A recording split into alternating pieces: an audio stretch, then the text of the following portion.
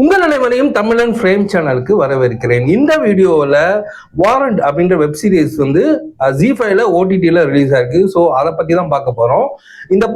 இந்த வெப் சீரிஸினுடைய வந்து டைரக்டர் வந்து விக்னேஷ் நடராஜ். ஆனால் இது கிரியேட் பண்ணி ரைட் பண்ணியிருக்கிறவர் வந்து பிரசாந்த் பாண்டியராஜன். இவர் ஏற்கனவே வந்து விலங்கு வெப் சீரிஸை டைரக்ட் பண்ணவர் தான். ஸோ இதுலேயுமே வந்து அவர் தான் ஒரு லீட் ரோல் எடுத்து பண்ணியிருக்காரு இந்த வாரண்ட் வெப் சீரிஸ்ல. ஃபர்ஸ்ட் இந்த வாரண்ட் வெப் சீரிஸ் வந்து ஃபர்ஸ்ட் 4 எபிசோட் வந்து இப்போ ஓடிடியில் ஜி5ல ரிலீஸ் பண்ணியிருக்காங்க. அடுத்த மிச்ச எபிசோட்லாம் வரப்போற காலங்களில் ரிலீஸ் பண்ணுவாங்க. ஸோ இந்த வெப் சீரிஸ்னுடைய ஃபர்ஸ்ட் கதை என்னன்னு பார்த்துருவோம். நான் 4 எபிசோடு. ஸோ வந்து நான் அப்படியே ஃப்ளோவா அப்படியே ஒவ்வொரு எபிசோடும் அப்படி நான் சொல்லிட்டே போயிடுறேன். ஃபர்ஸ்ட் இந்த வெப் சீரிஸோட ஓப்பனிங் என்னன்னா வந்து ஒரு லாக்அப் டெத் நடந்துரும்.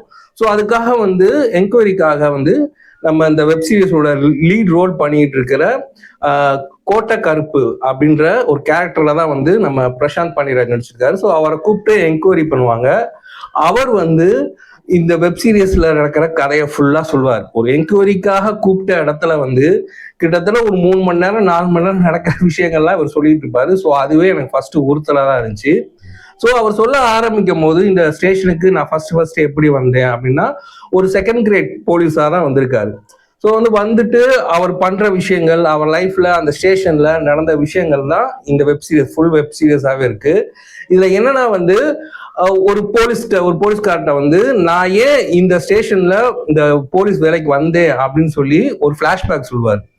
ஸோ கவர்மெண்ட் எக்ஸாம்லாம் எழுதி அதில் பாஸ் பண்ண முடியாமல் வந்திருக்காரு. இதுதான். ஆனால் இது ஃபர்ஸ்ட் எபிசோடுக்கே வந்து கிட்டத்தட்ட ஒரு முக்கால் மணி நேரம் ஃபர்ஸ்ட் எபிசோடு. அதில் வந்து ஒரு அரை மணி நேரம் இந்த ஃப்ளாஷ்பேக்கே போயிடுது. அது தேவையே இல்லாத ஃப்ளாஷ்பேக் தான். அது வந்து ஒரு டயலாக் மூலமாவே கன்வே பண்ணியிருக்கலாம், இல்லை ஒரு ஆஃப் ஓப்பனிங்லாவே கன்வே பண்ணியிருக்கலாம். லாஸ்ட் ஒரு 10 நிமிஷம் தான் வந்து இவருக்கான அந்த வெப் சீரிஸ் மூவ் ஆகுறதுக்கான ஒரு சீன்ஸ் வைக்கிறாங்க. அது என்னன்னா இவர்கிட்ட வந்து ஒரு அக்யூஸ்ட் வந்து தப்பிச்சு போயிடுவார். ஸோ இதுக்கப்புறம் என்ன ஆகுதுன்னா இந்த அக்யூஸ் தப்பிச்சு போனதுக்கு அப்புறமேட்டு இவரை வந்து அந்த ஸ்டேஷன்ல வந்து ரொம்ப கேவலமா நடத்துறாங்க. டேங்கை கழுவ சொல்றாங்க, டீ வாங்கிட்டு வர சொல்றாங்க. இதனால மனசு உடஞ்சு போறாரு. ஸோ வந்து இதை வந்து அவங்க அப்பா கேள்விப்பட்டு பாலாஜி சக்திவேல் நல்ல அழகான பர்ஃபார்மன்ஸ் சூப்பராகவே பண்ணியிருக்காரு பாலாஜி சக்திவேல் சார். அவர் வந்து இந்த முகமது அலிலாம் கதை சொல்வாரு. சொல்லி நீ வந்து உன்னுடைய அடையாளத்தை நீ தான் கிரியேட் பண்ணணும், மற்றவங்க கிரியேட் பண்ண முடியாது, நீ அவங்களுக்கு கிரியேட் பண்ணணும் அப்படின்னு சொல்லி சொல்லுவாரு. ஸோ அதனால ஒரு பூஸ்ட் அப் ஆகி என்ன பண்ணுவாருன்னா வந்து அப்படியே பயங்கரமா சத்ரியன் படத்துல விஜயகாந்த் சார் மாதிரிலாம் பண்ண மாட்டாரு. அது கொஞ்சம் ரியாலிட்டியாவே இருந்துச்சு. அவர் போய் அந்த இவருக்கு வந்து வாரண்ட் டியூட்டின்னு போட்டுருவாங்க. அதனாலதான் இந்த வெப் சீரிஸ் டைட்டிலே வாரண்ட்னு நினைக்கிறேன். ஸோ வாரண்ட் டியூட்டி போட்டுருவாங்க. என்ன வாரண்ட் டியூட்டினா வந்து பழைய கேசஸ் இருக்குல்ல, வாரண்ட்டுக்கு அட்டன் பண்ணாம சில அக்யூஸ்லாம் மிஸ் ஆயிருப்பாங்க. ஸோ அவங்கள வந்து தேடி எங்க இருக்காங்கன்னு சொல்லி கண்டுபிடிச்சி கூட்டிட்டு கோர்ட்ல ஆஜர்படுத்துறதுதான் வாரண்ட் டியூட்டி. இந்த டியூட்டிக்கு போட்டுருவாங்க.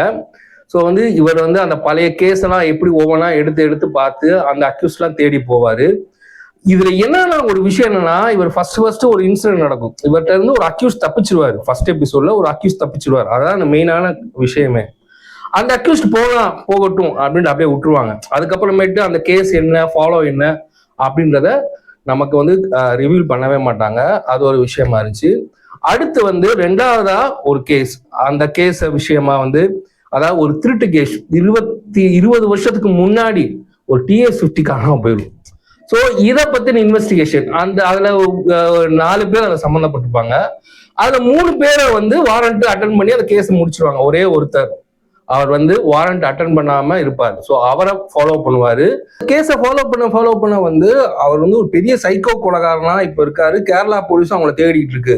ஸோ இதுதான் ரொம்ப இன்ட்ரெஸ்டான. சரி, ஓகே, இதை ஃபாலோ பண்ணி தான் இந்த வெப் சீரிஸ் இருக்க போகுது அப்படின்னு நினைச்சோம்னா ஜட்ஜ் அம்மா வந்து இல்ல இந்த கேஸ் ஓகே நீங்க மற்ற கேஸை பாருங்க அப்படின்றாங்க.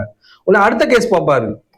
அந்த வாரண்ட் ஃபாலோ பண்ணி போனா அந்த வந்து கொஞ்சம் காமெடியா, நான் 4th எபிசோடு கொஞ்சம் காமெடியா அப்படியே கன்வே பண்ணிடுவாங்க. ஸோ அதுவுமே நமக்குள்ள கரெக்டா ஆகல. அடுத்து லாஸ்டா வந்து ஒரு கேஸ். அந்த கேஸ் வந்து கரெக்டா ஒரு விமன் மிஸ்ஸிங். இது வாரண்ட் கேஸ்ல இது விமன் மிஸ்ஸிங். ஸோ அந்த கேஸை டீல் பண்ண விதம் வந்து கொஞ்சம் நல்லாவே இருந்துச்சு லாஸ்ட் எபிசோட்ல வந்து. ஸோ வந்து இதுல பாத்தீங்கன்னா நான் ஏற்கனவே சொன்னபடி வந்து அந்த ஃபர்ஸ்ட் இவர்கிட்ட இருந்து ஒரு அக்யூஸ் தப்பிச்சு போனான்ல, அந்த கேஸ் என்ன ஆச்சுன்னு தெரியாது. அப்புறம் இன்னொரு கேஸ் வந்து ஒரு ஃபாலோ TS-50 போவாரு. அவர் சைக்கோ, அவர் என்ன ஆனாருன்னு தெரியாது. இந்த மாதிரியான அப்படியே நிக்குது. இவருக்கு ஒரு பொண்ணு பார்க்க போவாங்க, லவ், கல்யாணம், அந்த ட்ராக்கு அது வந்து தேவையில்லாத ட்ராக்னு தான் நான் நினைக்கிறேன். சில இடத்துல லிப்சிங்கே ஆகல, சில இடத்துல ஆக்ஷன் கண்டினியூட்டி மிஸ் ஆகுது. லாஸ்டா வந்து ஜெனால்டுன்னு ஒருத்தர் ஒரு அக்யூஸ்ட தேடி போவாங்க. அந்த டிவி கிறிஸ்டியனா கன்வெர்ட் ஆகி ஜெனால்ட் ஆயிடுவாரு. அவரை தேடி பைக்ல போவாங்க. அந்த பின்னாடி இருக்க ஏட்டை வந்து இறங்கி போய் கடையில பேசுவாரு. பார்த்தா வந்து அவருக்கு டப்பிங் ஓடிக்கிட்டு இருக்கும். ஆனா அவர் இங்க வந்து இங்க நின்றுட்டு இருப்பாரு. ஸோ அந்த மாதிரி இஷ்யூஸ். அதாவது இன்னொன்று என்னன்னா, இந்த ஆக்சுவலா மீடியா சினிமால என்ன பண்ணுவாங்கன்னா, விஷுவல்ஸா காமிக்கும் போது சவுண்ட் இல்லாம எம்டியா இருந்துச்சுன்னா அந்த ஃப்ரேம்ல இல்லாத கேரக்டர் வந்து சவுண்ட் மட்டும் கொடுக்குற மாதிரி டப்பிங்ல வந்து மேட்ச் பண்ணுவாங்க. இது மாதிரி அது மாதிரி மேட்ச் பண்ணியிருக்காங்க. ஆனா வந்து அது கரெக்டா சிங்கே ஆகல. ஸோ இந்த மாதிரியான மிஸ்டேக்ஸும் இருக்கு. ஆனா வந்து அந்த பிரசாந்த் பாண்டியராஜ் இருக்காருல்ல, அவர் எடுத்துக்கிட்ட அந்த கேரக்டர் இருக்குல்ல, கொஞ்சம் மெச்சூரிட்டி இல்லாத கேரக்டர் தான். ஜட்ஜு கூட சல்யூட் அடிச்சு தான் போகணும்னு கூட அவருக்கு தெரியாது. ரொம்ப ஆர்வ கோளாறுல இருப்பாரு. அவர் பாடிக்கும் அந்த கேரக்டருக்கும் அவ்வளவு சூப்பராகவே மேட்ச் ஆயிருச்சு. எதனால அவங்க மாமாட்ட வேலைக்கு சேர்த்துக்கிட்டு அவங்க மாமா தான் அவர்கிட்ட ஃபோன் பண்ணி பேசுவாரு. ஸோ இந்த மாதிரி அந்த கேரக்டர் டிசைன் வந்து சூப்பராகவே இருந்துச்சு. ஸோ இதுல இன்னொரு பெரிய பிளஸ் என்னன்னா, இந்த போலீஸ் ஸ்டேஷன்ல வந்து சில டேர்ம் வேர்ட்ஸ் எல்லாம் யூஸ் பண்ணுவாங்களா, அதெல்லாம் வந்து சூப்பராகவே ஒர்க் அவுட் ஆயிருந்துச்சு. அந்த வேர்ட்லாம் புதுசா நம்ம கேட்கும் போது ஓகே இந்த மாதிரி வேர்ட் தான் யூஸ் பண்ணுவாங்களோ அப்படின்னு சொல்லி அது நமக்கு புரியவும் வச்சாங்க. ஸோ அது வந்து சூப்பர்னே சொல்லலாம். இதுல வந்து ஃபர்ஸ்ட் வந்து 16+ போடுறாங்க. ஆனா என்னை கேட்டா வந்து 16+ இல்லை, இது 18+ தான். ஏன்னா வந்து சில கெட்ட வார்த்தைகள் வந்து நிறைய யூஸ் பண்றாங்க. அது மட்டும் இல்லாம டபுள் மீனிங் ஜோக்ஸ் எல்லாம் இருக்கு. ஸோ இதெல்லாம் மைண்ட்ல வச்சுட்டு நீங்க இந்த வெப் சீரிஸை பார்த்து என்ஜாய் பண்ணுங்க.